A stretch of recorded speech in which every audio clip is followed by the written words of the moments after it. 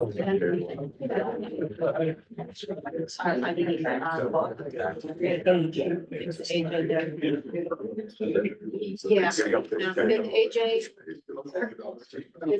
AJ long? Yes.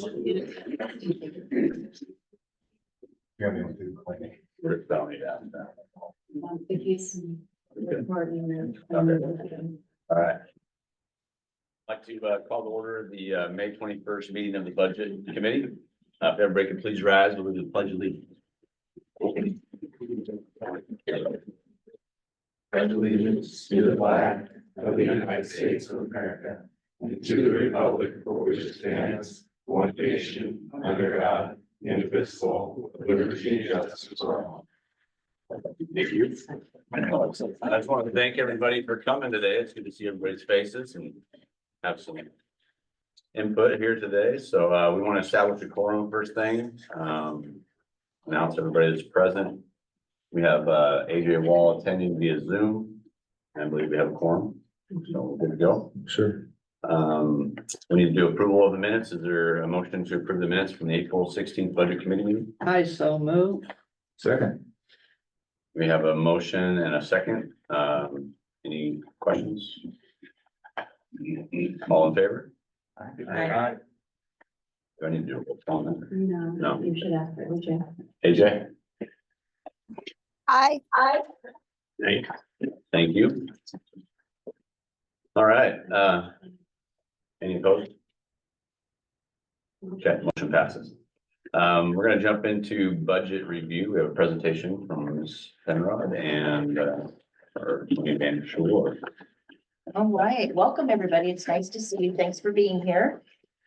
So we are gonna begin. I'm gonna get up and stand over here by Brian, just so I can take a look at these slides and take everybody through the process. So Kyle, if you would bring up, Tony, send that to Kyle. You guys need to, Oh, sure. can you guys see that okay? I got it. Yeah, good.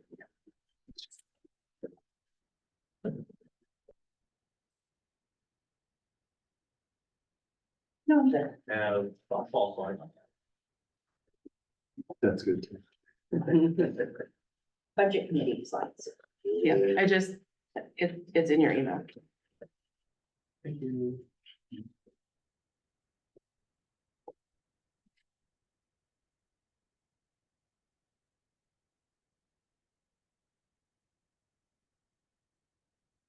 While you're bringing that up, budget committee members, thank you for being here. Last month was our first budget committee meeting where the proposed budget for 2024-25 was presented. This process that we go through is a 1 month opportunity for you to delve into the budget some more, submit both questions and for not only budget committee members and the board members, but for our staff, for parents, students. So we'll share that information a little bit later. On the next slide, I just want to be able to bring that up to remind everyone of budget committee roles and responsibilities. Last month, as I said, you received the budget message and the budget document. We provide members of the public an opportunity to ask questions about and make comments. For example, like we talked about, there was the opportunity to submit questions. We have a document today that has the questions and the answers to that. That was open until last Thursday. And then, of course, there is a comment time for the board and the budget committee members to hear anybody in the audience, their comments. There is approval by this committee of the budget document. And then next month, the school board would adopt the budget.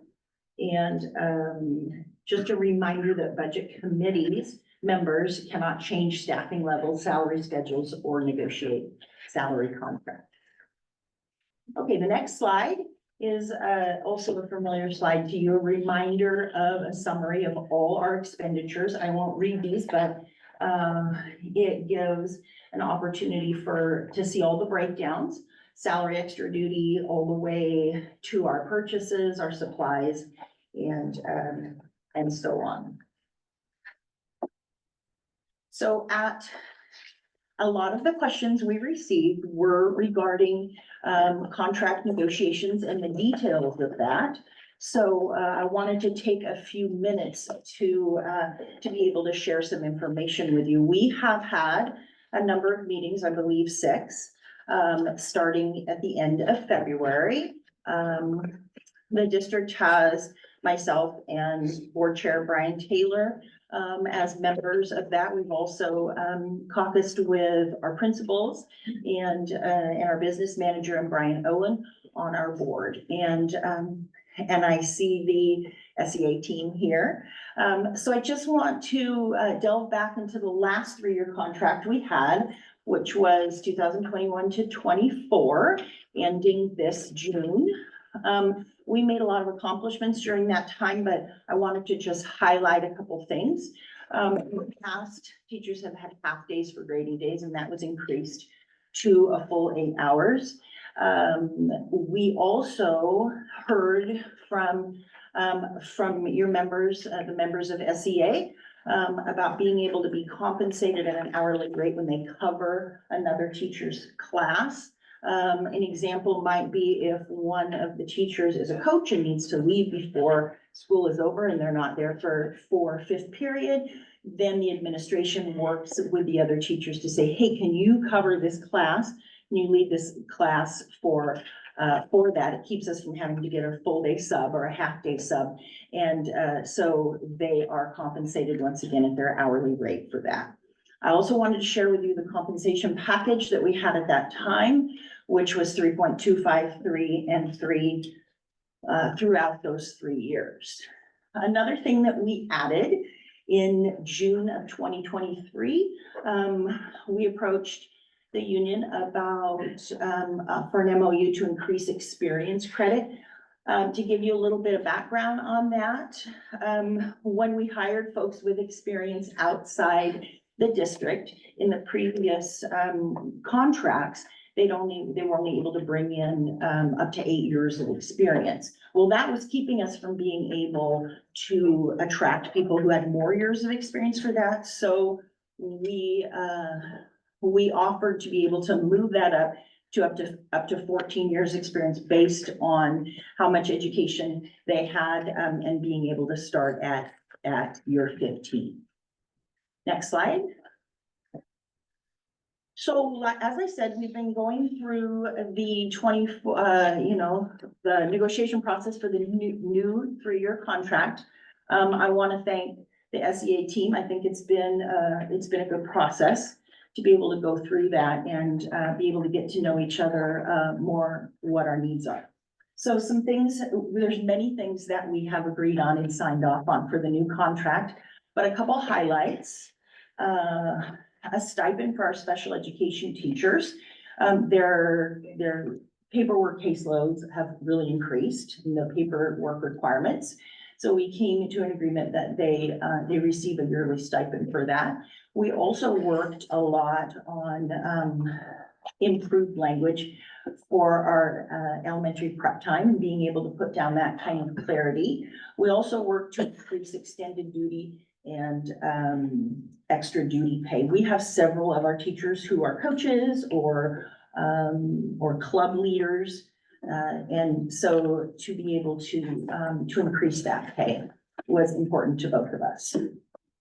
So the current compensation proposals that are out there are the school district has the current offer is 7.5, 3.5, 3.5 over 3 years for a total of 14.5. SEA has countered that with 8, 4, and 4. Next slide. So I, of course, wanted to take a look at what's happening in other districts and where their total percent compensation for a 3-year or sometimes a 2-year contract. Now, the information you see up here is for school districts throughout the state who are in the first year of their new contract. It's not, we weren't able to put in districts that like us are currently bargaining because those haven't been completed yet. So I'll just, I'll give you an opportunity to see that. As far as in our county, Warrenton is in the second year, as you see, of a 13% total over 3 years. And we tried to put in there, a variety of sizes of districts. Okay, the next slide. So I wanted to dig into it a little bit deeper and look at some areas and to really be able to see where our teachers are on the salary schedule and the steps. I mean, the great news is we have really experienced staff who have a wealth of knowledge. And so some districts may have more newer staff because they have turnover and such, but we are able to retain our staff, and that's a really great thing. So what I have up here is I looked at just 4 different salary placements and areas where we have a number of folks. So the first one on here is a bachelor's plus 75 or a master's degree. And I looked at step 5 because we have 5 staff who are currently there.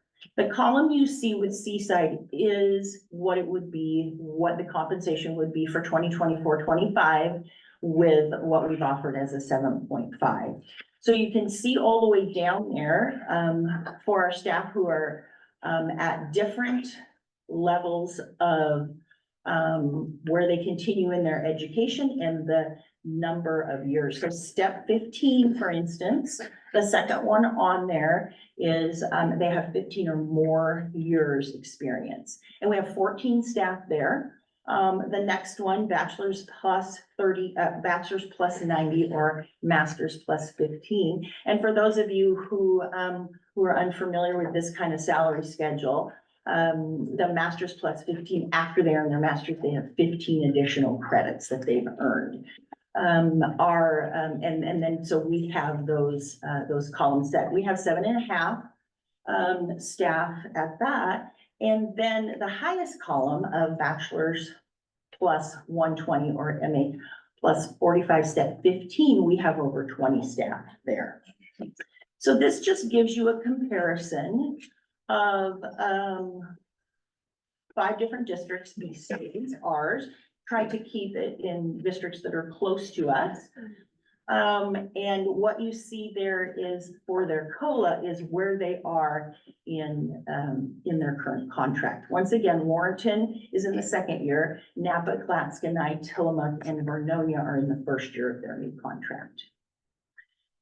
So it's nice to see that the 7.5 COLA that we're offering. And while this is specifically for our licensed bargaining group, the district is really committed to offering that to all staff, whether they're classified, whether they're confidential administrators, so that we have that equity in pay. Yeah. Is it too early? Should I wait? Jump in. Okay. If it's a clarifying. Not to question. stoke a rivalry, but how did that stack up against Astoria? Astoria is still in negotiations, so we don't have what their new contract will be yet. Okay, They're at the same part where we are. And that's a good question. It's Astoria and Jewel and Seaside that are still in negotiations process. They haven't finished. okay. Got it. Can you go back to the previous one then? Mhm. Yeah, I guess. Am I just not seeing a story on there?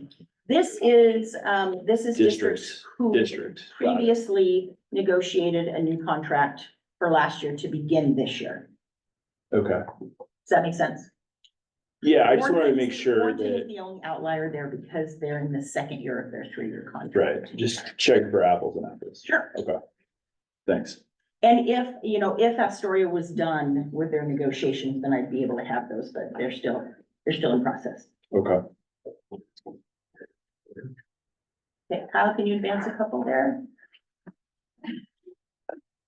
Okay, so, we were at the beginning, middle of the bargaining process, bargaining in good faith. And, so that was why, we have in the budget, a 7% cost of living increase. A reminder that we have now, we've now offered 7.5.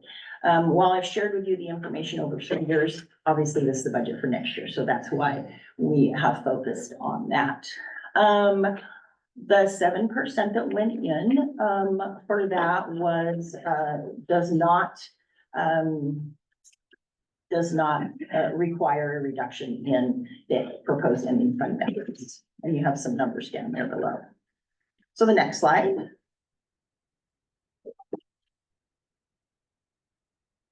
Did want to let you know with, what does it look like with the 8% cost of living increase that SEA has requested, would be just slightly under $1 million reduction in our proposed ending fund balance. And so we'll dig into that so you can explain everybody in the room exactly what you just said there, right? Kind of that our revenues are less than our expenses by whatever that ending fund balance reduction. Yes, Okay. thank you. Okay, next one. Okay, so as I've shared with you over the last couple of years is that we do have a board policy on our fund balance. So when we go through the budgeting process, if you take a look at that, I apologize if that's hard to read. But there's reasons why it is fiscally responsible for a school district to have an unrestricted fund balance. There are projects that come up, cash flow needs, being able to, from June through November. November is when we get our tax funds in to be able to pay our staff, and be able to have those funds to do that while we're waiting on that. If emergencies come up, if we have any uncertainties in funding, and like I said, future projects that come up. In our board policy, it does state that the board of directors directs the superintendent to manage that with a balance of at least a 10% ending fund balance. Now, that being said, we know that this is a balance between being able to offer our staff a competitive compensation package. So that's the important conversation we had, and weighing the opportunity to go below that 10%. With where we have, we would have to do that. But once again, we're trying to balance being able to pay them a competitive package. Okay, the next slide. So here's just a little snapshot where we are right now to give you a few more details. We've talked about TANS loans, also known as a tax anticipation note. A lot of districts need to take out a TANS loan every spring in order to hold them over to be able to make payroll for their staff until funds come in. We have not had to do that for the last 3 years, which is a big benefit financially for the district because there are fees with that TANS loan, as well as a large amount of paperwork for those loans. As we talked about in the meeting last month, virtually every other district across Oregon is facing cuts. And I'm sure you've seen articles about that. You know, Salem, Portland, but other smaller districts as well. We're one of the few districts in the state that is not in the state school fund yet. So we do have stability there, but we've also planned well with moving positions out of ESSER funds. So with the 7.5, there's no need to make any cuts with our staff. We have low class sizes, we have manageable caseloads. And since the pandemic, we've hired some really important positions to be able to support our students. And I feel really thankful that we're able to keep all those positions. As you know, we've also, last year was our first year, this year, I should say, 23-24 was our first year funding our wellness program for our staff through the general fund. We had been funding it for 5 years through a grant, and we knew it was really important to continue that. Some upcoming challenges we face, Senate Bill 489 is requiring all districts to put funds aside because our classified folks have an opportunity to file for unemployment when they're not working. Not only is that the summer, but it's also breaks like spring break and the holiday break. It's anything over a week or more. So we need to, while many of our classified folks have other jobs throughout the summer, it's important for us to budget as if all of them would apply for unemployment. We've been working really hard on improving safety and emergency procedures in our buildings, including some ADA accommodations to some of our bathrooms and our classrooms, and being able to enclose all the classrooms that currently do not have doors or safety doors at Pacific Ridge Elementary. That was something that was not included in the remodel, so it's really important for teachers to be able to close their doors when we're in a lockout situation and feel secure for them and the students. The reduction in timber revenue is unclear. We can make predictions, but timber revenue is a volatile funding source. We have also experienced a lot of rising costs in utilities, insurance services, materials, from anything from paper to paying the gas bill. As many of you know, we need additional building space, so we're looking at options to be able to add some temporary accommodations to our flex spaces and our classrooms. We've had a number of students move in who are highly impacted and need some ADA specialized parts to their classroom, so that continues to be ongoing. And just the last two here, and we'll be about ready to turn it over. This coming year, excuse me, has been our last opportunity to buy diesel buses. You approved that a few months back for that, and then districts are going to be transitioning to electric buses. I do not see our district being all electric because of some of the locations that we go into Grants Pass for a game and such. But districts will be across the state will be having some of their fleet in electric buses. And then, as you know, our ESSER funds sunset September of this year, so we are using those up so we can take advantage of those funds. Next. All right, Tony, I'm going to turn it over to you here. Okay. Hello, everyone. I can't see that far, so I'm gonna read off my screen. So this is the revenue and expenditure projections for the rest of this fiscal year. So if this is actually in the question and answer document on page 3, if you want to take a closer look at it. So the bright blue there is our actual year-to-date revenues, which we have collected 97% of our budgeted revenues. If you go year to year, the projected would have been 91, so we are ahead in our collections. And then you can see the red is the local sources and the state sources is in purple. we normally have a couple big payments in May and June. And so that is, we are on track with that. So below that in the bright blue is the actual year-to-date expenditures. We're within about 5% on their year-to-date expenditures overall. We are a little bit low in our salaries and benefits and within a few percentages of all other objects. Are you high or low on the expenditures? We're low on expenditures, yeah. Next slide. So received 97% of revenues to date. To date, Local, we've received 100%. yes, And the state sources are such a small percentage that even though we've only received 2/3, we're still at 97%, yes, and we expect only 91. Is the 97 So- because?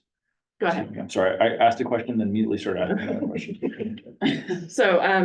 So this is at the percentage of budgeted amounts. Right, right, So, got it. So, but the blue is actuals, the sum of Yes. the red and purple. and then below that is the projected, what we expected to do year to date. So we're on target.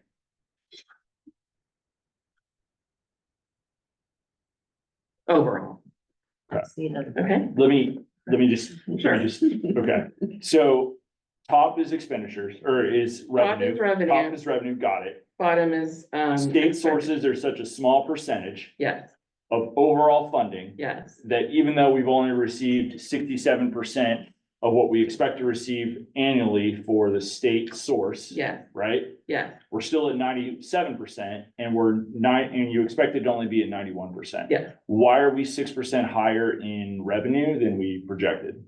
So it's the tax revenue has increased, and so has the interest rate has been really, really, really high on our LGIP. And so it's way over what I expected. I did Okay. not expect interest rates to be this high. So they'll For this probably go long. over the revenue budget this year. So we'll be fat. 102 or 3. Yeah, it's Right. gonna be over a little. Okay, and then, So, because state sources is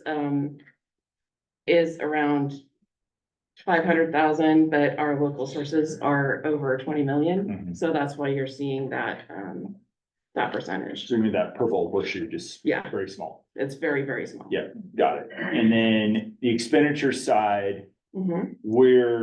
how far are we through is it fiscal year or you go school year? Fiscal year, well, same thing.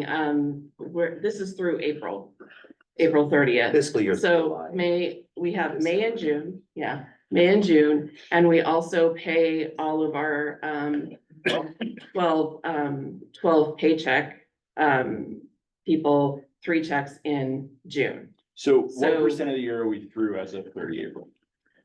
Of the So- fiscal year? So we've only got 2 months left, Okay, so you're 90% through, 80% through 80% through. the fiscal year. Yeah.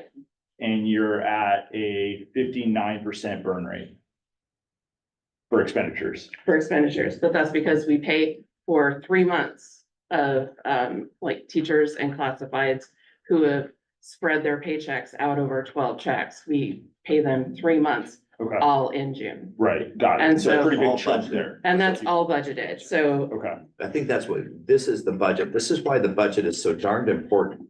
yes, And frankly, this is very good information that I wish I'd had a month ago. But it's so important we have this right, because then everything's based on the budget. And you won't, so you're 100% or 97%, all you're saying is that budget, is the budget real?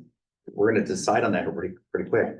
But that's why it's so important for us to really understand what we're budgeting, because once it's set, you then are just basically performance against that number.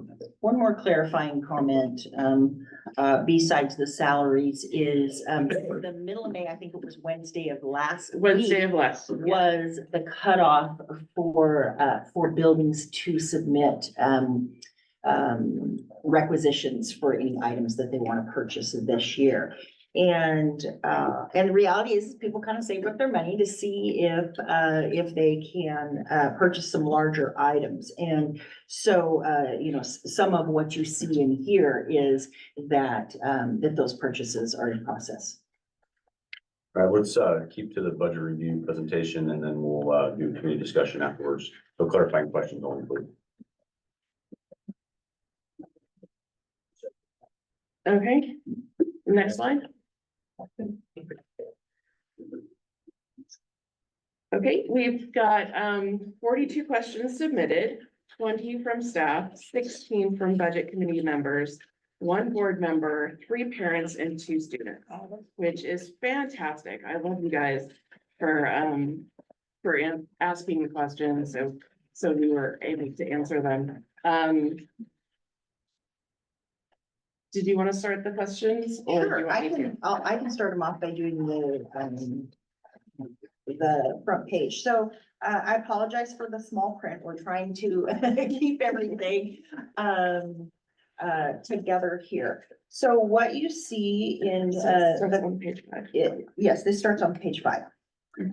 What you see over here are the questions that we ask. We ask people to identify what best describes them.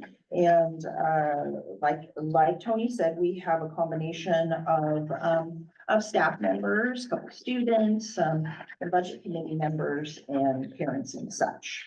So in blue here is the question, and in green is the answer that we've provided. There's also in the final column if people if there's anything else they wanted us to know. Okay, so the first question, and you know, this is a public document. It will be on the website, and in transparency, we want to be able to show you all questions and answers. So the first question submitted was, is it ethical to have Tony Wozniak, spouse of Pacific Ridge principal, on the school district budget committee? So the school board policy of DBEA states, the budget committee consists of 7 members appointed by the board, plus the elected board members of the district. There's 2 requirements to be eligible. First, you have to live and be registered to vote in the district and not an officer, agent, or employee of the district. So, so he is allowed to be on the committee. I was just, you mentioned the documents, they're actually posted now for anybody at home on Zoom. They're on our finance page of the district website. Yeah, and I believe we had copies over there, hard copies. Yeah. Yes. So the second one under general fund, what is additional salary utilized for? Well, additional salary includes extra duty, extended duty, personal leave payout when an employee leaves the district, any unused personal days are paid out. For technology, mileage, stipends, or any other kind of what we call supplemental pay. The third question submitted, and appreciate folks sharing the functions in here. Function 2130, health services. Why is there no proposed funds for salaries? Do our nursing aid get paid from elsewhere? If so, where? And the answer there, health services, salaries, benefits, and payroll costs are funded in our MAC, our Medicaid funds in Fund 237, page 33. And anybody who has been subjected to a MAC survey, we're really thankful you do that, because it does fund our health staff. Question number 4, function 2190. Student support services, what position is the administrator? And that's the administrator is the special services director. We don't put specific names in here, we concentrate on positions. Question number 5, function 2210, improvement of instructional services. Who is the administrator? Where did this new salary of $115,500 come from? So this is the director of curriculum and instruction. Previously, when we had an assistant superintendent of instruction, that came out of the superintendent's fund, because that was a separate contract. But now that we are back to a curriculum director, it comes out of the administrator's contract. Okay,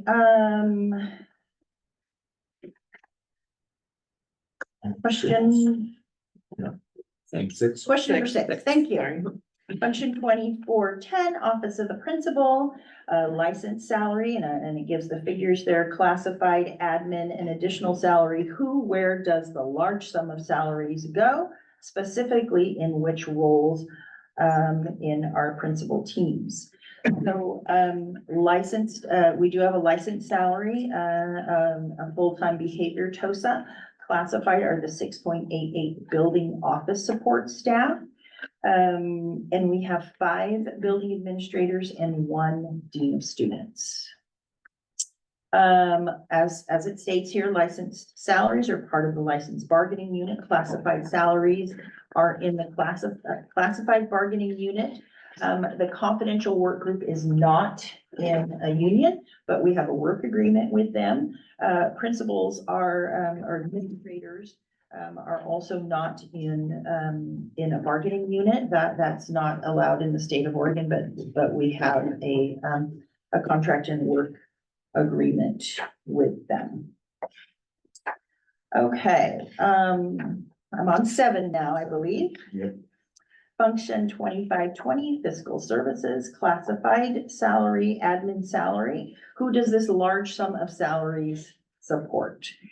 So the classified staff under function 2520 is our district office confidential employees, 1 district office support specialist, 2 part-time HR specialists. That is a job share, and 1 accounting specialist. The administrator is the business manager. Number 8, function 2660, technology service, managerial confidential salary. Which role is this? And classified salary, which role is this? Our technology coordinator is the supervisory managerial. 1 of our technology support specialists is not a 12-month employee. So some, one is not. So funds are put in here for summer school technology services, repair. All of our student Chromebooks need to be updated and parts replaced in those. And that happens during the summer. So this is not additional compensation for the regular work here. Number 9, function 2660, technology service. The proposed raise for the classified staff in this category goes from 46,424 to 74 with no additional FTE. That is a 60% raise. Why? The classified summer employees were transferred from temporary last year to regular classified this year because we're hiring the same summer employees. So this is not a raise for that position. It's for the summer work. And Tony, you're up. Okay.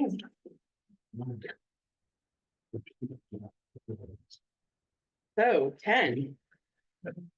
Function 240, Title I fund. Which building do these funds serve specifically? So that is Pacific Ridge Elementary receives Title I funds. This is a federal grant that varies each year depending on the population of low-income students. And this is listed in Fund 240 on page 35. Number 11, what roles, jobs are under the Graduation and College Career Readiness Fund? Why are these funds only used at the high school level? There are things we could do at all levels to get students ready for college and careers. Are the specific requirements for these funds based on where they come from? So the Graduation and College and Career Readiness Fund through Measure 98, also known as the High School Success. This is a state fund initiated by ballot Measure 98 in November of 2016. The intent of the High School Success is to improve student progress towards graduation, beginning with grade 9. Increase the graduation rates in high schools and improve high school graduates' readiness for college and career. The High School Success recipients must meet eligibility requirements in order to receive and spend the funds. Eligibility requirements ensure schools and districts put systems into place designed to look at what data they collect and begin the process of improving data literacy. Funding is provided to establish or expand programs in 3 specific areas. dropout prevention, career and technical education, and college level education opportunities. So question 12. Why is there no proposed funds for elementary summer enrichment? Does the kindergarten team come in early each year to support those students? New transition? Where does the funds for those teachers and staff members come from? So the district receives a state grant for Jumpstart Kindergarten. This pays for salary and benefits for teachers and administration for the program, and staff are paid at their hourly rate. Supplies for the program are also funded for this grant. This is reflected in Fund 250, function 1410 on page 41. We applied for the statewide summer school grant, but did not receive any additional grant funds this year.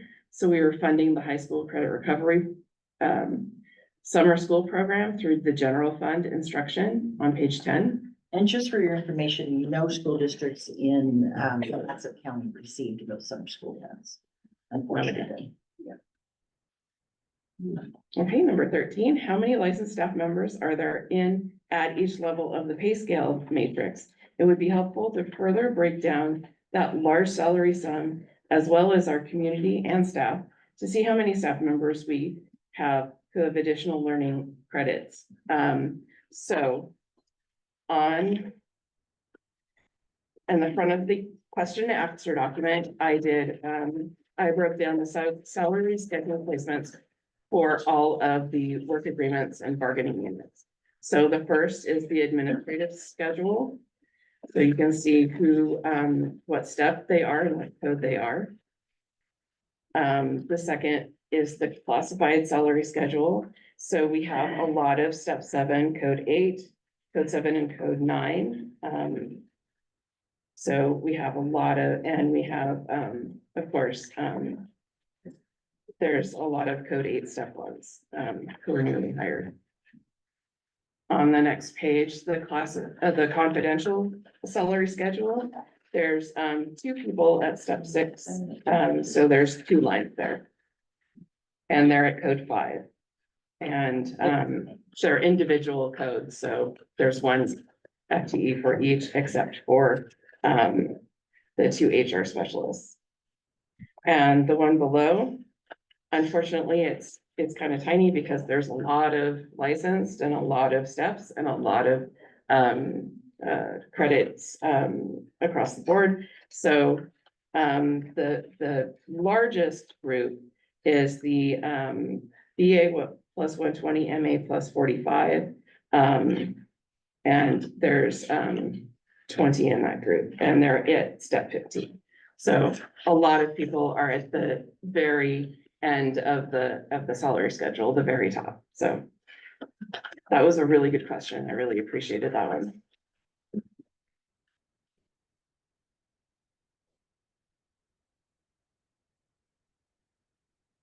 Okay, and then 14, which areas is the wellness program budget? The wellness program budgeted in general fund, Fund 100, and staff development, function 2240. It's on page 18. And then a staff member asked, is it possible to budget for a bus monitor? And then the answer we provided is we will work with building administrators to review our instructional assistance work schedule to see if this is possible. And then the next question is a parent or guardian asked, of the current budget committee members, how many are or have been or of the education system? How many are business people? So the school board policy DBEA states the budget committee consists of 7 members appointed by the board plus the elected board members of the district. To be eligible for appointment, the appointed member must A, live and be registered to vote in the district, and B, not be an officer, agent, or employee of the district. So 6 of our budget committee members are returning to their position and have experience with our budget. Our newest members previously served in this role in another district. Pass it to me. Sure. Okay. Did we answer the question just now? What? Like the question, I don't think that we answered that. How many are from the education system and how many are not for the budget committee? Like, that was the question, right? We're not gonna. So six members are returning and have experience with the budget before. Right, but Is They that, wanna They're know, not part of That's- the school. they wanna Oh, know, sorry. the question is like, have Is this they people? been a teacher before or? education, Right. right? Right, Right, well, right. We have that information. Did we do that? I don't Do know you if we want have, to? I don't know if we have all that information, but I know what I know what I have. Jason has his information. I am not an educator. right, I mean, and you know, it needs to be folks who live in the area. They can't be a staff member. So it would need to be folks who were educators in another area and moved here, or maybe they're in another district. So, to the best of my knowledge, we have one member who, a board member who is a former teacher, that's Shannon Swedenborg. But with the information I have with our folks, no, is the answer. Okay, the majority would be just local, normal, not educated people, not normal. Not Educators. I don't know, take the shots. Okay, so to answer the question, of the budget committee members, just budget committee, there are no educators on the budget committee right now. And there is one teacher Former teacher, former teacher although I'm supposed. on the school board. Okay, so that answers that question. Okay, Yeah. the rest are educated business people. Educated business people, thank you. Okay. Citizen. Potential educated. Someone can debate that. Okay, Yeah. question number 17 is our first question from a student. Could there be a bit more budget in the school food? I and many others feel like the options are quite bad and servings are too small for growing kids. The answer is the school lunches are required to adhere to the National School Lunch and Smart Snack Guidelines, which include limitations on salt, sugar, and calories. Provision 2 prevents us from serving a second lunch for free. However, we did test an à la carte station for students who would like to purchase additional snacks. Any suggestions for food or snacks are welcome. Please see our website under food service to submit suggestions you may have. And so just to clarify with provision 2, all of our students receive both breakfast and lunch at no charge. Unfortunately, not seconds. Is that when it says, just a clarifying question, when it says that we did test, does that mean we are done testing or we are testing? we, for the last few months have tested an à la carte station to see if it was popular, what kids, would like. We have heard, folks say that their portions are too small. Unfortunately, we have calorie restrictions and all that, so it was just an opportunity to, feed kids who want more. Is it still happening? It's still happening and it's pretty popular, so. We broke question number 18 up because it was questions inside of questions. So we wanted to just be able to share that. So 18.1, budget team with the plethora of information in the budget and challenges in reviewing it and translating it. I have a couple inquiries. Number 1, for all intensive purposes, it would be really helpful in the current budget review to see the status of last year's budget and this year's expenses or balances, so we can relate our accuracy with the projections from prior year.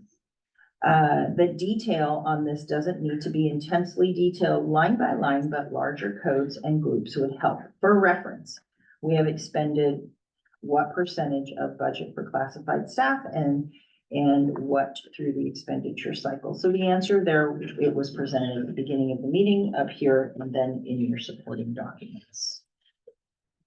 18.2, can we show what account funding we had to move around clearly for the board to understand the changes and why. What was moved between the accounts for budgeting purposes? And the answer there, if we need to make a budget adjustment for the fiscal year, that information is available in June after the majority of purchases are complete. For example, if all the consumable supplies are not spent within a fiscal year, the remaining funds go back into the general fund. 18.3, can we include an overall presentation format with a more visual piece, such as graphs or tables showing some specific changes, especially when it comes to salaries? With that, this being a union negotiations year, it would be helpful to see the past 3 years and the proposed new year of data broken out by groups. And you see that presented there, shown in changing salaries from the respective groups and what we anticipate moving forward in the future forecasted budgeted year. This would be helpful to see where we are in relation to groups in years and what we can expect moving forward. Transparency is in this sense is super important, I believe, especially in a negotiation situation, and the trust factor that is critical to our strong staff and retaining a quality group of teachers and staff. If there is anything of significance we need to know of or discuss, where the board should be able to review this and get the process ahead for any public meeting or potential media issues. So the answer there, of course, we presented many of those things at the beginning of the meeting. There is a note here that in our board policy, BDBA, board meetings, any communications to, by, and among a quorum of board members outside of a legally called board meeting, in their capacity as board members, shall not be used for the purpose of discussing district business. This does include electronic communication. Tony, it's up to you now. Okay, Well, did we see that for the teacher to admin classified positions at the beginning? In the so table. we broke out the positions and where they all are on the salary schedule. For which position? For So, classified, excuse me, so, classified admin, those breakouts, did we see that? so I have where they are on the salary schedule. And that kind of, I thought answered the question, but if not, I would be happy to discuss that. It's the one. Chris, Is there a function, Tony, that we should look at for that? Hold on one second, let's finish up with Jason here. Real quick, Kevin. yeah, this is a question. Is it too late to ask questions? Okay, hold on one second. I have a question. In your presentation, when you showed the things, you broke down how many we have at each. Can we have that? Cause that sort of is this, but a little bit easier to look at. Sure. Do you know what I'm talking about? I think it was the same as this, as the salary schedule. It just, One of the slides. yeah, you could just see what it was. It just seemed easier to look at. Kyle, can you bring that up again? Yeah, which one was it? It was, Schooling background, wasn't it? it had a breakdown of how many people we had in each position, but it was with other schools and comparable to them. I don't think I had all of them. Just a slide, just picked out some big one. Yeah, it was we just took a snapshot. Yeah. But we can provide that.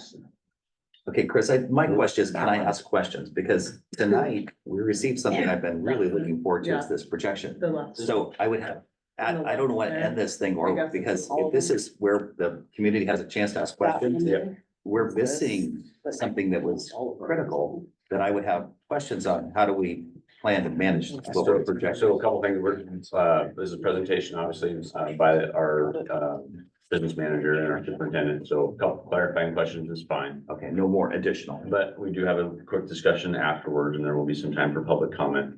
And we have the opportunity to either adopt the budget or, pass it on to the next meeting, so. And while it may seem like a laborious process to read through these questions and answers, we record our meetings, so to provide that for folks. Yeah, I who just are not would here. have questions on the budget, that if I'm a voting member and I'm not gonna have a chance to say, I have a question, I can't vote for the budget. I can't even ask a question. So that would be a problem just for me, but I think most of that is just because it could,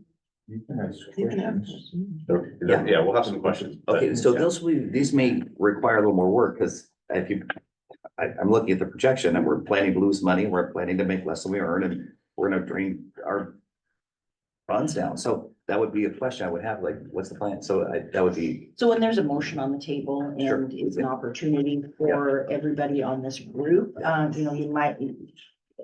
If you want to make a little check next to the questions, we'll be able to do them then, but we have to have a motion before, like, as Chris said, before we. yeah, Have anything more than clarifying questions, and then after that is the public comment time. But just real quick, did you have another clarifying question, Jason? Yes, thank you for.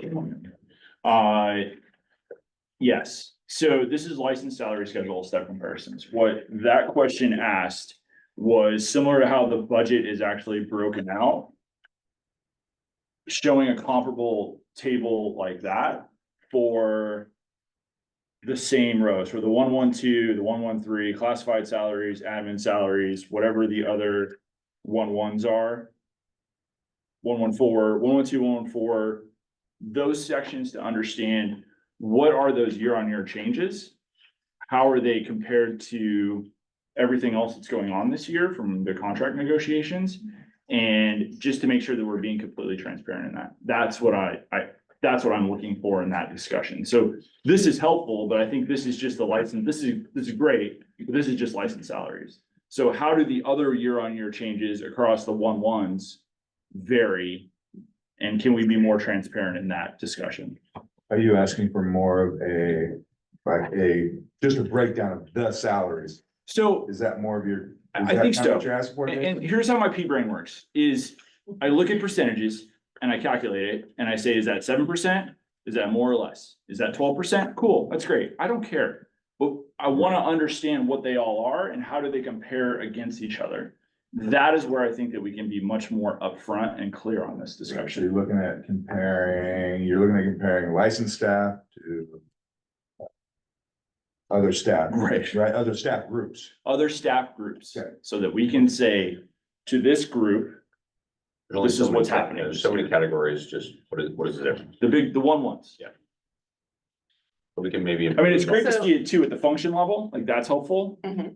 But like the broader view overall, and then we can dig into the function levels as we kind of go through this. So would you want, specific salaries for individuals? Just or- percentages. I don't Just care about. percentages?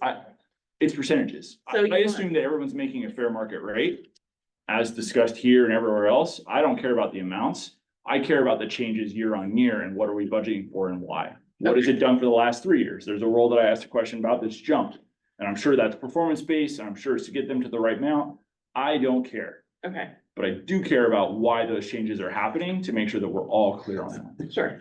Okay, So one clarifying answer, if I'm tracking you, is that when we hire a new staff, whether it be classified or certified or administrator, any of those confidential, if they are just beginning that position and they don't have previous years of experience. Right. Or That enough makes years sense. of experience to be at the top of the scale, then each year they have an opportunity to go to the next level. Okay. So, Is that set on a schedule then? yes. And that's published? Everybody Yes. can find that? Okay. All of our, whether it be our collective bargaining groups, whether it be licensed or classified, which are those two, or work agreements that we have with folks, is based on the salary schedule, Okay. based on years of experience. Now, as we shared earlier, a lot of our staff have a lot of experience,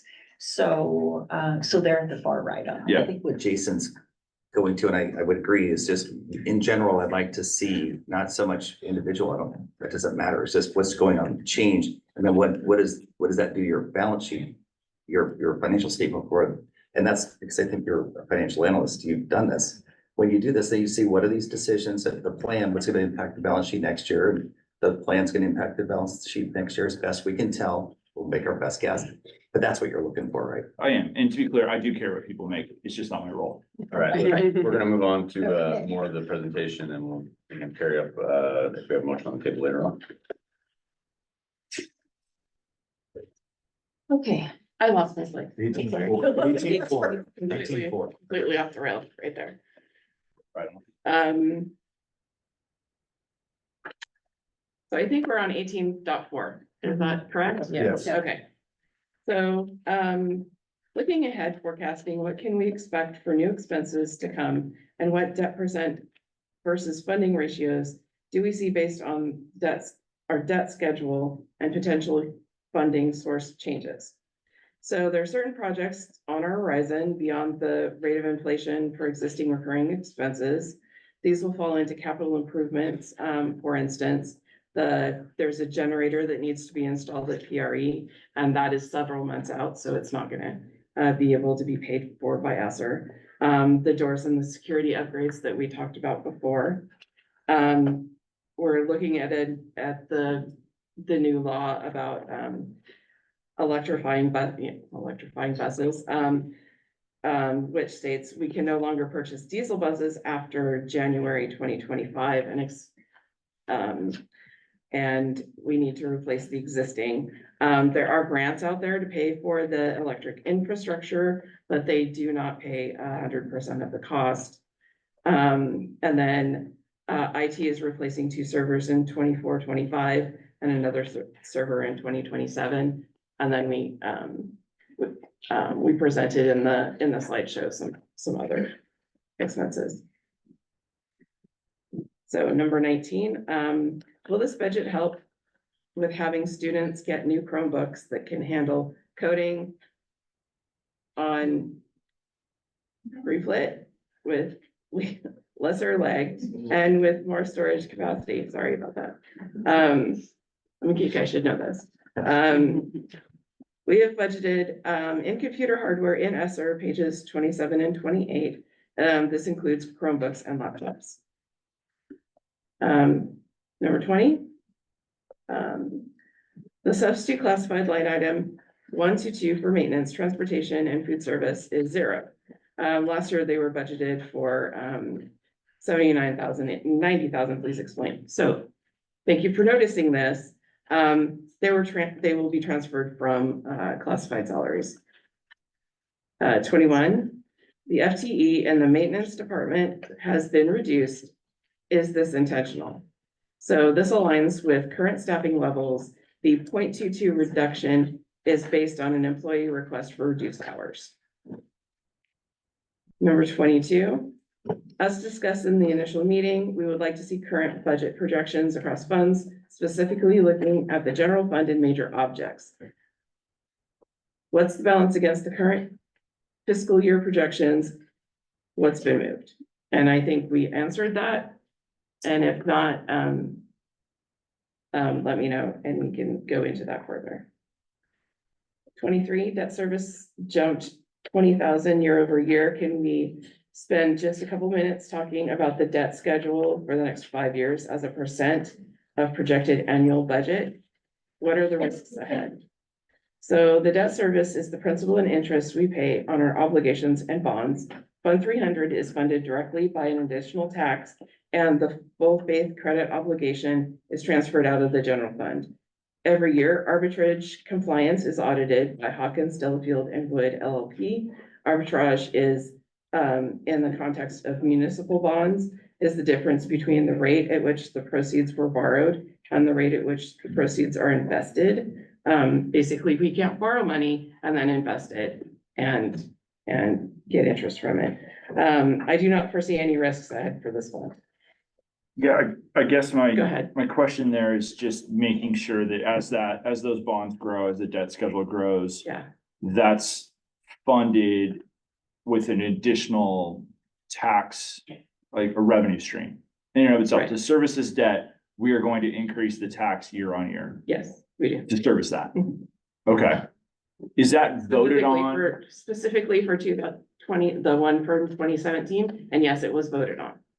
And it was voted on, and so where that source comes from, and this is my experience here, but like where that source, there's no risk to that not being approved, not Right. being, it's already been said, yep, we got it. Every year we're gonna do this. We're gonna fund this out of taxes. We're gonna raise those taxes in order to service this debt. Yep. Okay.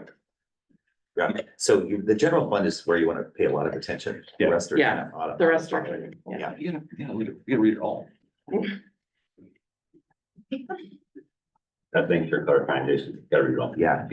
Well, I agree with you on the projections, because I think that's such a big deal, and the projections here that we have tonight are worth discussing, but I'm not I gonna gotta say keep anything, moving. because you're moving along, Chris. Gotta Yeah. keep moving.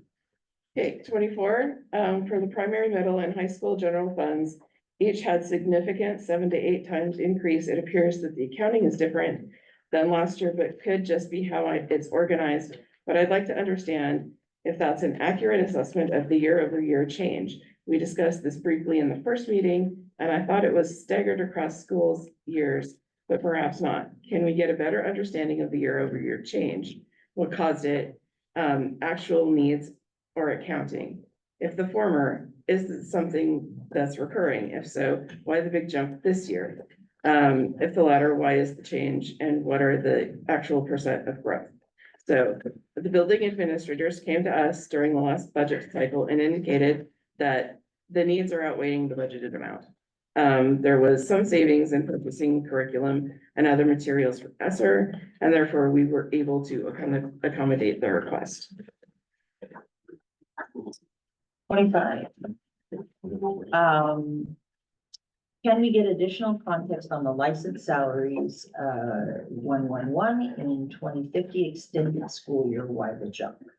So the answer, extended school year 1227 funds, the transition program for students coming from Pacific Ridge Elementary to Seaside Middle School. We did not receive a summer school grant, so we needed to add this to the general fund. Our least restrictive for students with disabilities, which is 1250. At the time of budgeting, the special services director asked for us to budget a SPED teacher on special assignment and a SPED teacher with more than a decade of experience. These normally are higher wage earners than the 2 SPED positions that were budgeted there last year. The 2 SPED teachers are being replaced due to attrition. Number 26. I'm concerned with the likely increased public interest considering the teachers' contract negotiations. I think it's important to be very transparent in a year-over-year, in all year-over-year changes in salary. With that in mind, for section 2320, can we understand the annual percentage increase for 112? Why so significant? Why less than, greater than 7% this year when that's the current offer for all roles? Okay, so the answer, as I shared in our presentation on June 28th, 2023, the SEA union set forth to amend Article 22, professional compensation, experience credit. This set the upper limit of credit for years of service that may be awarded to staff in up to 14 years, placing them at step 15. As I shared earlier, we granted this MOU to staff in bargaining units and working groups that allowed it. This included the staff in 2320, 112. This position also handles business outside of working hours and is compensated at time and a half for those hours and has a longevity bonus. Question 27, for 2320-113, it looks like there were some changes to how the account is organized, considering the teacher contract negotiations. Can we be a bit more transparent in how this was organized last year, why it was changed, and at what salary increase changes occurred year over year for all the roles in that budget? These FTEs were originally a superintendent and an assistant superintendent. The assistant superintendent position, this is a repeat of what we shared, but was eliminated, and director of curriculum and instruction was hired in its place. It has moved to function 2210. The superintendent, licensed administrators, and business manager are not part of the bargaining agreements. And their contracts were approved by the board in July of 2023. Number 28, 110 increased by 14% year over year. I had expected 7% considering the discussion on teacher salary negotiation. Why did this increase at nearly 2 times the teacher contract? In function, so the answer in function 2410, there was a promotion in administrators this year. And there are several staff in this function that received a 7% cost of living increase and a staff, as we shared earlier.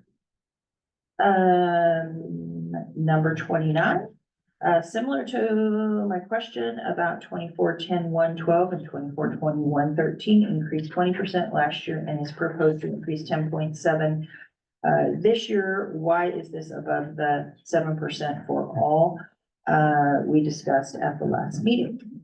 Employees have been budgeted with a 7% cost of living increase and a step increase if they are not at the highest rate, including the licensed staff. Please refer to the miscellaneous salary comparison sheet. Number 30, 2542, 322, 460, care and upkeep of the buildings. These jump significantly year over year, 54%. Do we just have a better understanding of the cost now, or is there an emergent issue? We do not see a commensurate jump in 2546 care and upkeep of grounds. And the answer to that, during 21-22, we were just coming back from the pandemic and finalizing construction, which affected building and maintenance. Non-consumable supplies and maintenance contracts have increased in cost.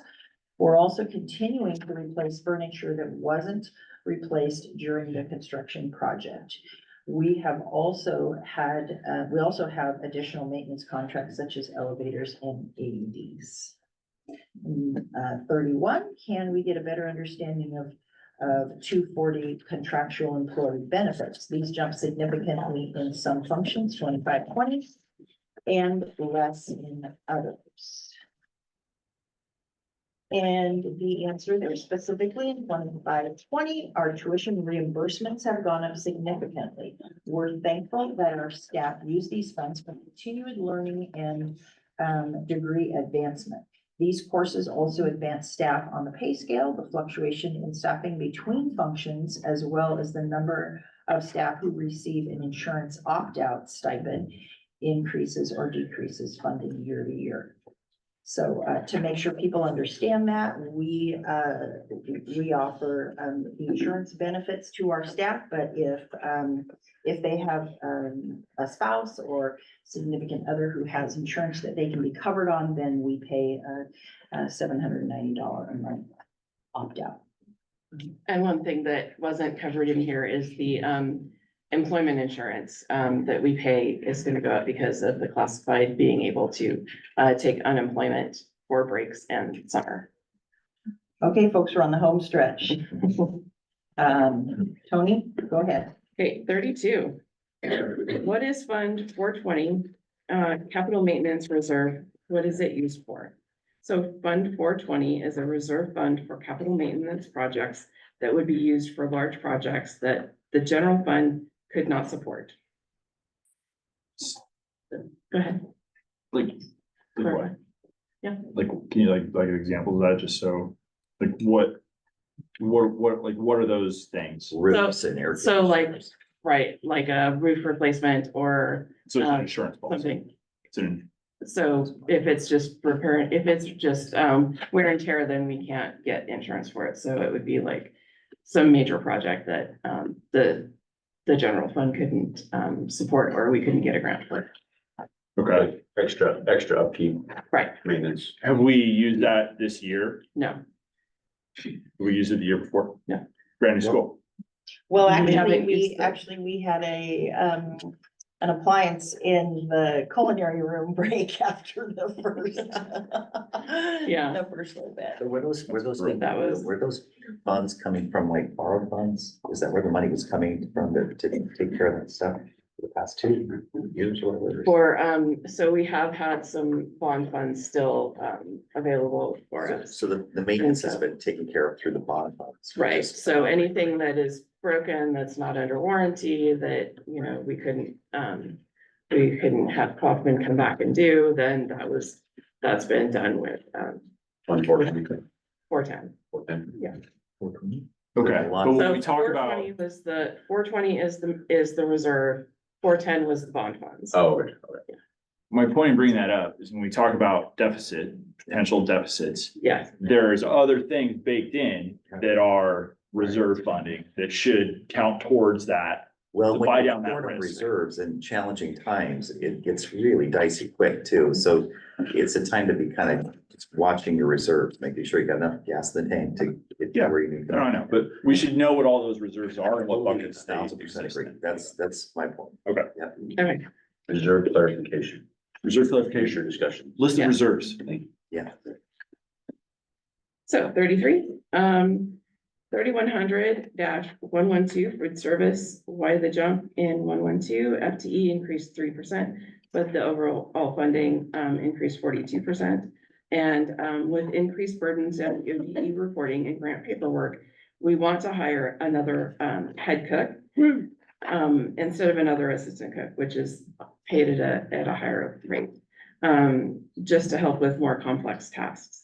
The position would work several weeks into the summer for summer feeding program, so it wouldn't just be working when students are here. It would be over the summer and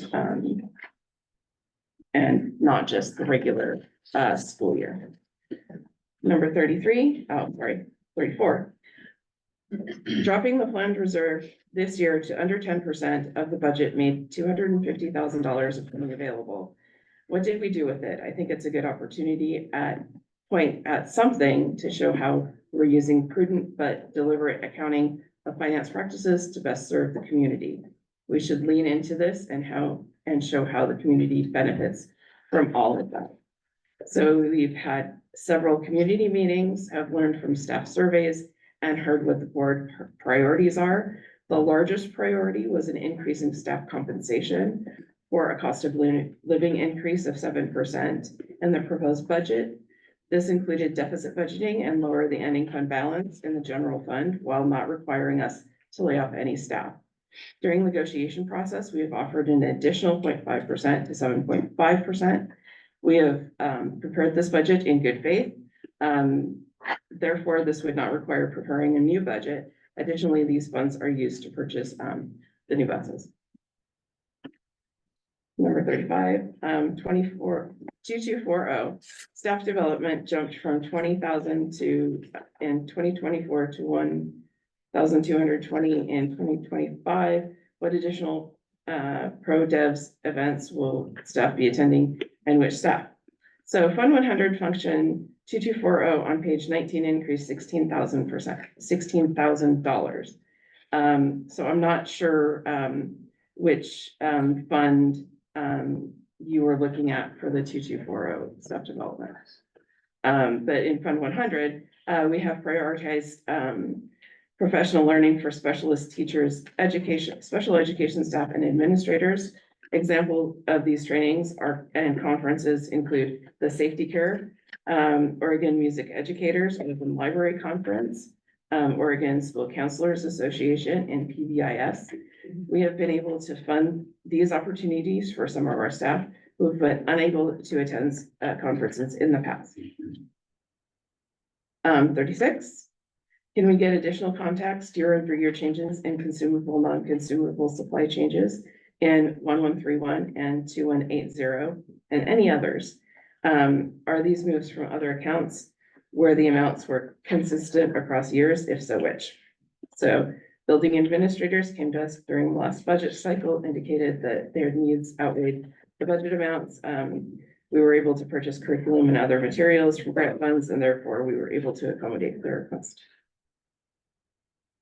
37, a parent asked, any budget savings from vacant positions and FTEs? Thank you. There have been several classified openings that have not been filled. This has added to our ending fund balance. However, we do still hope to fill them in the new year. We will not be reducing this funding. And then 38, what does forecasted enrollment look like? Is declining enrollment of great concern for funding?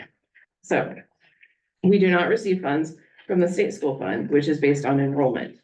Therefore, declining enrollment does not affect us as heavily as other districts in our area. This may change as timber funds will be limited in the near future and ESSER funds expire in September of 2024. There we go. Thank you Yeah. very, very much for responding to all those technical questions.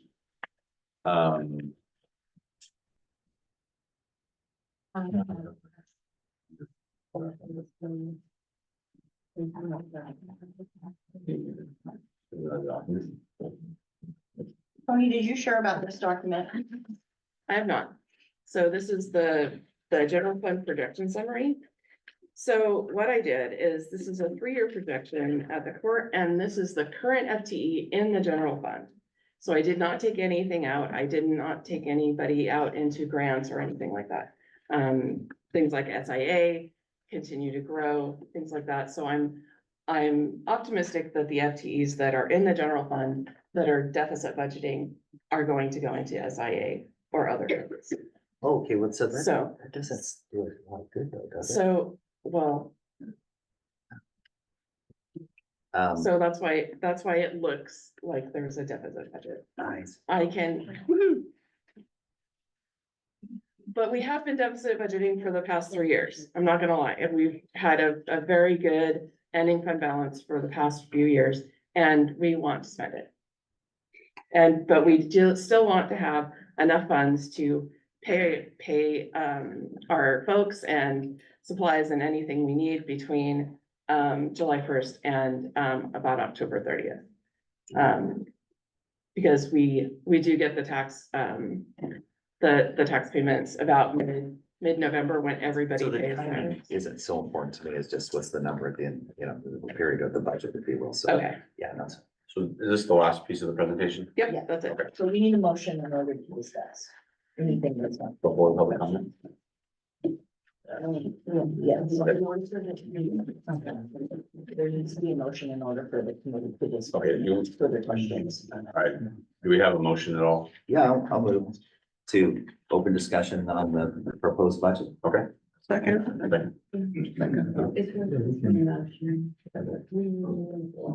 Yeah, but just to clarify, there should be a motion to approve the budget and then any, or not approve the budget and then discuss from there. If I will make a motion to approve the budget. I move to approve the Seaside School District number 10 budget for 2024-2025 as follows. General fund, 30,011,545. Special revenue fund, 8,417,020. Debt service funds, 7,261,416. Capital project fund, 4,106,445. Total all funds, 49,796,426.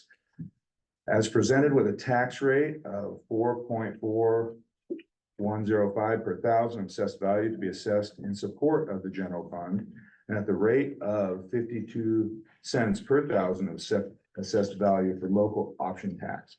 I further move that the tax $5,434,000 to be approved for the service of bonded debt obligation of the school district. Second. All right, we have a motion and we have a second. Is there a discussion? Well, a discussion, I think there's a lot, I'd like to understand this surplus deficit, we're planning to spend more than we made for the coming years. With the plan, then we're putting our recurring expenses on a collision course with 0. What exactly, how do you address that? How do you fix this? If we're going to say, we're going to make less, we're gonna spend for the next 2 years to the tune of nearly $2.5–3 million in a very uncertain time. I just like to better understand that. So we have had grants that have gone up significantly. SIA has gone up significantly. Title I has gone up I significantly. mean, so like we got a $2.1 million number there, so help me with the numbers. Okay, so I can get you more numbers Okay, that'd be great. on That'd be- SIA and the year-over-year That's all I'm changes asking. I can do that. That's what we should, we need to do that. I will make a note to do that Yeah. and send that to you. Yeah, and it's a, that surplus money from Masters, right, it's gonna go away, so we're, and that's the, Yeah. done a good job of budgeting to give us that Well, extra and I'm funds. listening to the school districts around the state, and we're not exactly in the smooth sailing right now either. It's tough times. have to And be this is careful. just a challenging time around. There's limited resources and there's more needs than what we might have. But this is so important. I couldn't vote for something this size with me saying I understand it and support it. I couldn't support this tonight. I don't see, not without some follow-up here. So Tony, if what you're saying that there's grant funding that you're expecting to get that's not included in this. That's not included. This is just the general fund with the FTEs that we have now. As if we were never gonna get the grants. that Right, we- if we never get the grants or anything like that, that's what would happen. And Michelle, that's a good And all the question. grants. So the grants No that, grant expenses. the are- grants that come to us year after year, Okay, the student investment account, Measure 98, Title I. The only grant that is sunsetting is ESSER, is ESSER 3. They're tight. Just a reminder, we had ESSER 1, 2, and 3. The final one is finished in September. But none of our other grants are projected to end. So, and we don't know how much those are until each year. Yeah, correct. They give us projections from year to year. Some grants, as with SIA being included in that, is based on a biennium. But depending on the needs, that's funded by the capital, activity tax, corporate activity tax, excuse me. So it does vary year by year. So when do we see the projections for this that make this number not so scary? so we'll see the projections in the next few months. Is it generally close to the same as what you expect? It's normally what I project. I just feel like we're But, coming out of some abnormal times and it's hard to say what we normally over the last few years. And so it's just. Right, we have to be careful with that. Yeah. Yes. absolutely. What's tricky with budgeting is, there's a calendar when school districts have to be able to pull their budget committee together and be able to pass a budget. And those don't necessarily align when we get notifications of what our grants are. But, to reiterate that, our grants have been consistent and have either come in close to the projections or Tony gave the example of Title I, that's based year by year on free and reduced rates. And so this last year, we did receive more than they had originally told us. Why wouldn't So, Kevin, sorry, I know you're looking at, you're a guy of the future, right? You're looking into the future. You see this number. We gotta concentrate on what we're gonna do this next year, right? We gotta get this budget through so we can, get through this year. Now, there's more planning to be done. I totally agree, but we can't be scared. In my opinion, I can't be scared of what's gonna happen in 2027 until we get through this budget, and then we can really focus on how we're gonna tighten the screws, right? That's your kind of question. Is that? Yeah, it's a concern. I want a better understanding. I just don't think we have it. Is it safe to say that the main kind of flexing number is the ESSER, right? But we accounted for that. Well, here's what I see. ESSER goes away this year. We've used it to really take in a lot of expense that doesn't show up in the general fund. Now that it's gone, it'll be back there. So we need to figure that out. We've had just some crazy times. You just look at the changes in the budget and it's just wild. So we just need to make sure I think we're heading back into normal times again. We're coming out of the crazy times. And so it's hard to look back and say that's how we look forward. But I just think this coming today is not enough time to understand for me to get comfortable. So a reminder that we don't have any staffing in ESSER.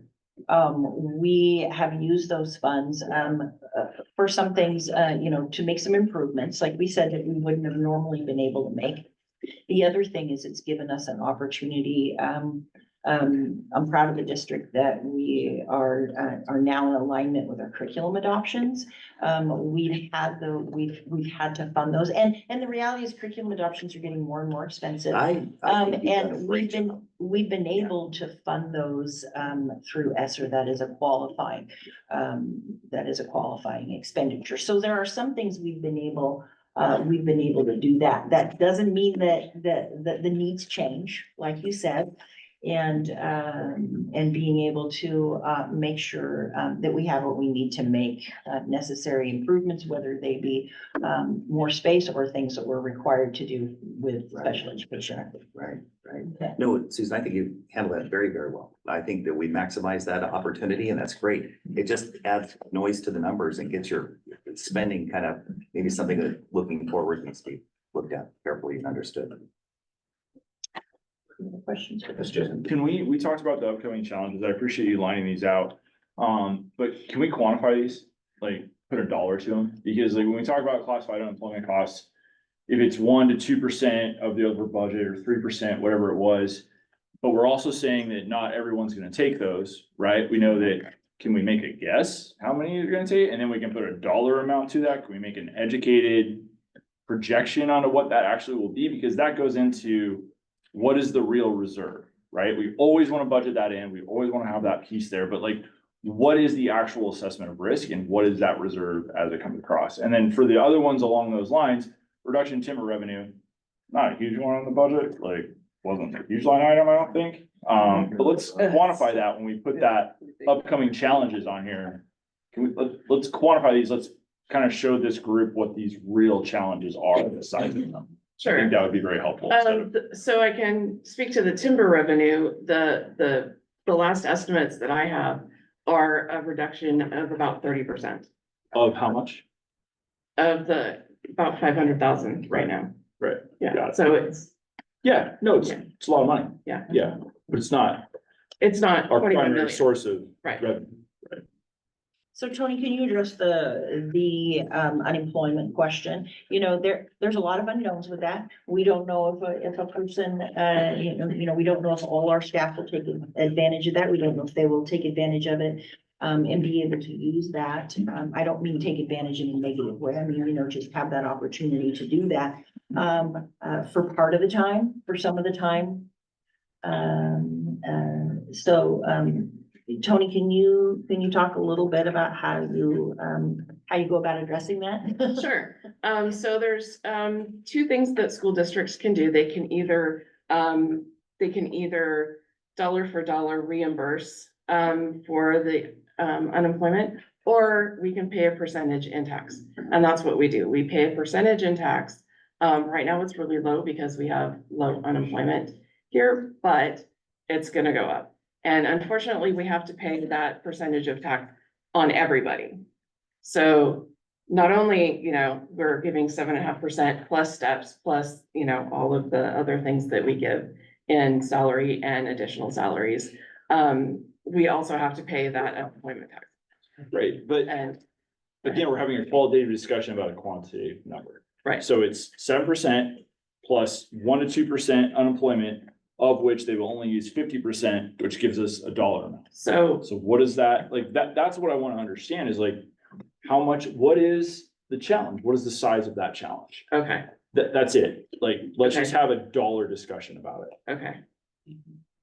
So I'll give you an example out of, something that, that we've prioritized with, safety and emergency planning. So up here at the new school, we have a generator that lasts for 92 hours, is that correct? Anyway, 90 hours. Well, we don't really have a generator at the elementary school. We have like a battery pack. So, that's one of our goals, to be able to replace that, because if we have to shelter in place, and people seem to remember, it was before I lived here, but I think it was 2007 when there was no power for a week. So for example, that generator has come in at $171,000. That's without the installation and the work with Pacific Power. I haven't purchased generators before that, so I don't know the comparison, but what we hear what we hear from our construction folks is, everything continues to increase. So that's. Yeah, we're getting any recurring costs or maintenance, like, Sure. got it. Love that. So that's one example. One example, We're, you know, continuing to work. It's unfortunately a slow process when, you know, you need to make improvements. I'll use the example, down at the elementary school to be able to add those secure doors. You know, we've been about a 6-month process with an architect to be able to make sure those are all ADA, and then we move into, you know, costs for those designs. So, you know, I know that's not the answer you want, but it's in process. I think that's fine. I understand. Yeah, So I don't have all the figures from those projects because it's still in process. Right. In the design phases. okay. I mean, can't follow up. Yeah, I would say, from what I've heard, we've got rising costs everywhere you look. We've got challenged revenues in that a lot of stuff, big money, seriously ending, so. Rising costs, challenging revenue, I wouldn't say challenge, but it's gonna be a challenge. And deficit spending and a plan to go below the board advised reserve levels and contingency, right? Mhm. So these all sound to me like pretty aggressive stuff, and I just want to better understand it, that's all, and I just haven't had time to do that because I got it tonight, this is the first I've seen it, so. I just think I understand everybody would like to have an answer. I think it's gonna be challenging for me to support it for people here tonight. So I want to remind that this doesn't include our grants. 5 years ago, we had a couple grants. Now we're up over 50. Yeah. Which is wonderful. And I think that is wonderful, it really is, just how does it impact this? And that's, if we could, and so I'm wide open to getting together anytime, and We need another meeting for that. yeah, we will, yeah, so I'm saying that we probably will, but We have a motion on the table, We do. and so we're still discussing. We're still discussing. Yeah, Right. so I'm discussing. So what I'm saying is that, I'd like to do that because the time crunch is on. We have to hurry because the clock's ticking. We have It's one more unfortunate. meeting potentially, right? Well, no, we'll need that to finalize it, but we should have a chance to talk about the priorities, about all of this stuff in terms of the maintenance, for instance. Is that number right? If it is, great, it's a board decision. But I just, these sorts of things, we just, without this, I didn't even have the questions that we have in these questions were all about the budget document that gave. So I have this line item and I have a salary question and I have, what did you spend here or there? Not bigger pictures, like, do we have money to take care of the buildings?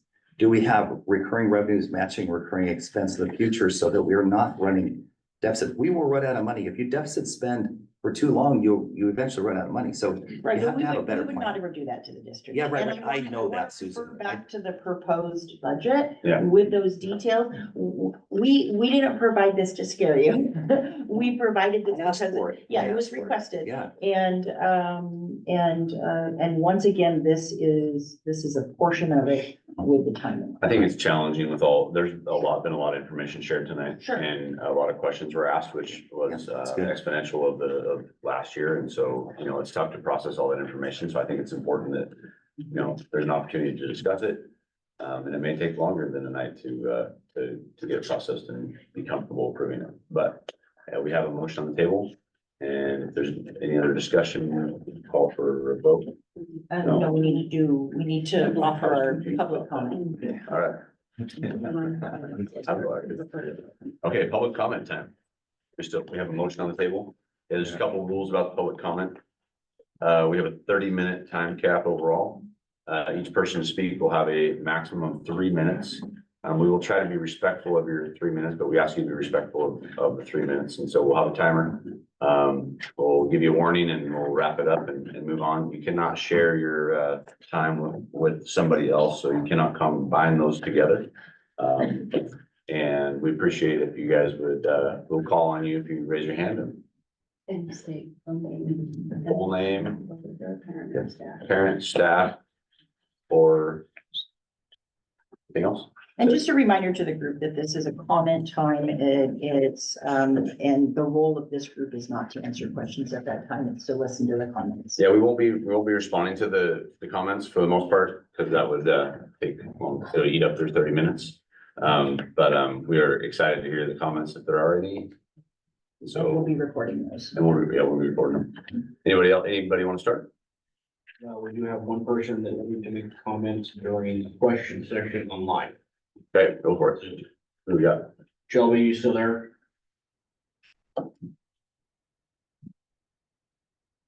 Who was it? Shelby, Shelby, are you there online? All right, next. Mr. Cloud, what do you got? All right, since 2020, we've seen inflation increase by more than 20%, yet in that time, our salaries have increased roughly 12%.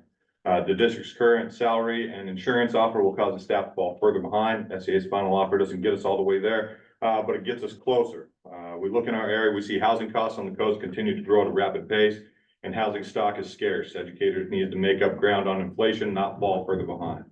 From July 1st, 2020 to June 30th, 2023, the district's general fund has grown from $3.5 million to over $8 million on the last audit. The district has continued to underestimate revenue and overestimate expenditures, which has led to an increase in that. It's an increase of 127%. Yet the district can't find the money to meet SEA at a final offer that isn't even in the middle of both initial offers. The district has continually threatened layoffs of educators if the union will not accept the salary and insurance.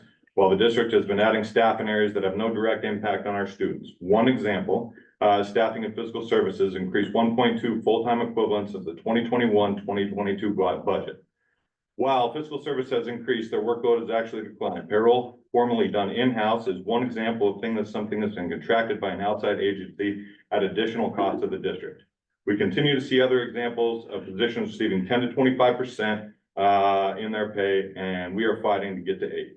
I know what my fellow educators do, and they're damn good at doing. They deserve to be compensated at a level that makes them live feeling comfortable in a community that they continually devote their lives to. Thank you very much, Chad. Yeah. Appreciate that.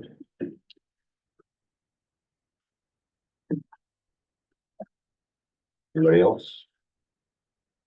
Yes, go ahead. Please come up to the table. I just wonder about the need for. Oh, we need to, to. sorry, and James. Angie, could you say your name? And- Thank you, thank you. Can you come up to the table? Just, Can you come up so people who are online can see you? Thank you. I'm just wondering about that 90-hour generator for the elementary school, because up here, this is the evacuation area from tsunami. So the idea that we have that 90-hour generator seems like a different circumstance. Definitely. thank you.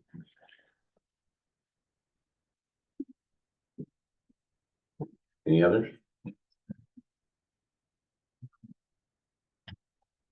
Anybody online?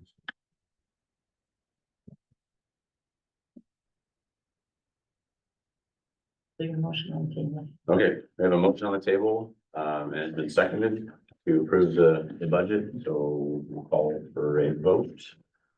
I need to do a roll call vote. I need to re-announce it. Yeah, you gotta announce it. Yeah, you gotta say all this, yeah. Okay, the motion on the table is to approve the Seaside School District number 10 budget.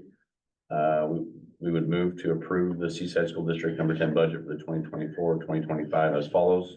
General fund, $30,011,545. Special revenue funds, $8,417,020. Debt service funds of $7,261,416. Capital project funds, $4,106,445.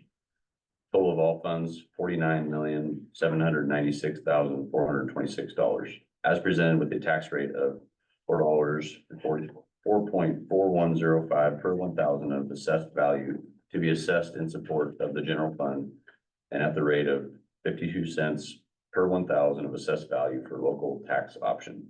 I further move that a tax of $5,434,000 to be approved for the service of bonded debt obligations of the school district. I will take a roll call vote of those that are present. So we'll start off with our board member. Okay. All right, we're gonna start here with Brian Taylor. Yes. We'll jump over to Michelle Hartman. Yes. Chris Porter, I'm gonna vote no. Shannon Swedenborg is not present. Kevin Lacoste, No. Corrales Heather, Yes. Mary Bless Correa. Yes. Jason Haig, No. Nancy McCune, Yes. AJ Wall on Zoom.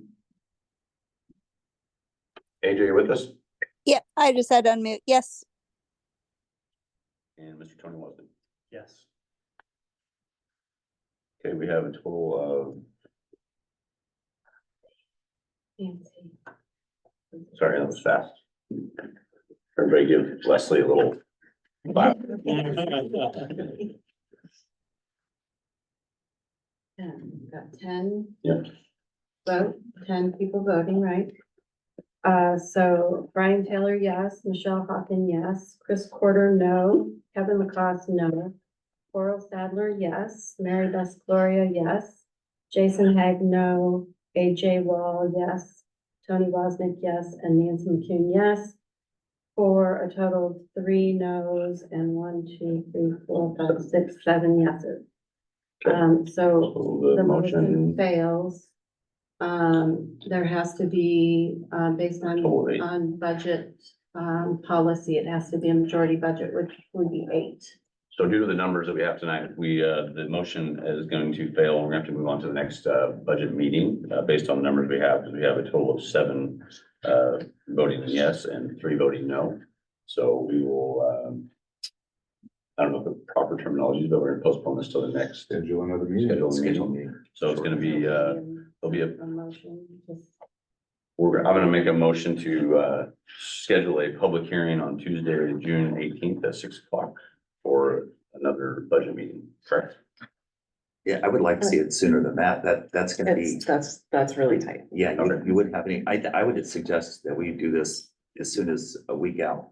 To get together the budget committee for another discussion about. Then we need to schedule the It date. has to be more than that because I have to advertise it in the newspaper. How much time? It'll have to be at least 2 weeks. Yeah, 2 weeks. So it's gonna need to be around the 1st of June. Or first week of June. Okay. Everybody pick the date? Okay. so there, yeah, somebody needs to make a motion. For a new date. Does anybody have a suggestion of the date? June 4th or 11th? On a Tuesday?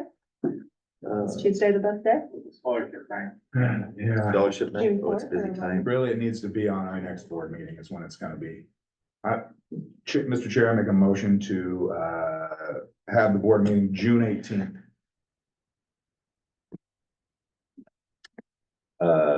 For historical perspective, I would just note that we did this last year. And I was the only person who came to that meeting after we went through this process. Now, so is there discussion? Is this motion made? On this, Discussion's over. yeah. discussion's over. So Discussion's he done. made a motion for the next meeting, Okay. but right. Tony's concerned about the time frame being too tight, because that's the first thing. That was the first thing I If said. we don't, I'm just for context, if we do not pass the budget, by June 30, we can't spend any money. Nobody gets paid, no bills get paid, nothing. So that's Yep. the, So That's what history, happens. this was delayed, the committee chose to delay it because the audit wasn't in. Yeah. Passing the budget is not dependent on that, but the committee chose to do that.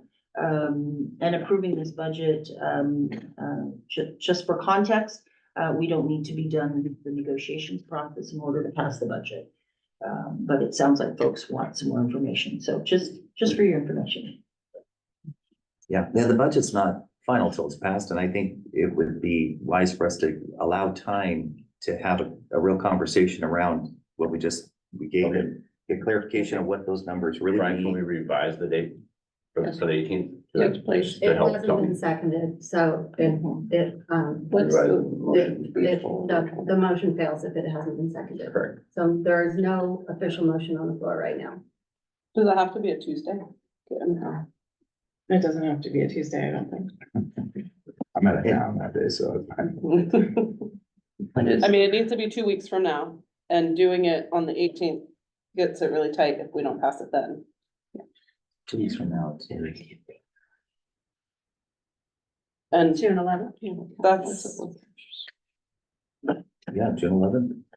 Brian says you're out of town on the 11th. No, I'll be here on the 11th. what's the question? Somebody want to make a motion? It was Tuesday.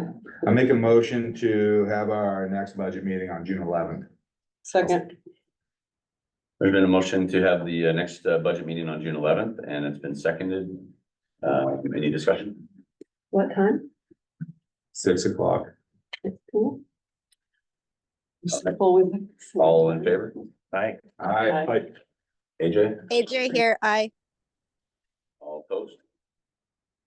All right, the motion passes and the next budget meeting will be on Tuesday, June 11th at 6 p.m. Thank you, Budget Committee members, for your service. Thank you all for coming tonight and supporting each other and supporting our district. And the meeting is adjourned. We'll be taking a short recess before we have our regular